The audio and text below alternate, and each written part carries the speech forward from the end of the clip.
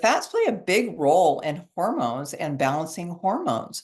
So the omega-6, we're told is, quote, bad fat, and not all of it, but you'll find it in potato chips, fried food, any fried food, right? You'll find it in processed meats. So canola oil, soy oil, corn oil, safflower oil, sunflower oil, those are all going to have omega-6s. Now, some of the good omega-6s, nuts and seeds. Nuts and seeds have omega-6s, and those can be healthy, right, in moderation. So that's called linoleic acid, omega-6. And then we have gamma linoleic acid, okay? This is found in borage oil, evening primrose oil, black currant oil, hemp oil. These are used really, really great for women going into perimenopause or women in cycling years where their cycles are really off. The evening primrose oil, borage oil, they do wonderful things for hormone balancing.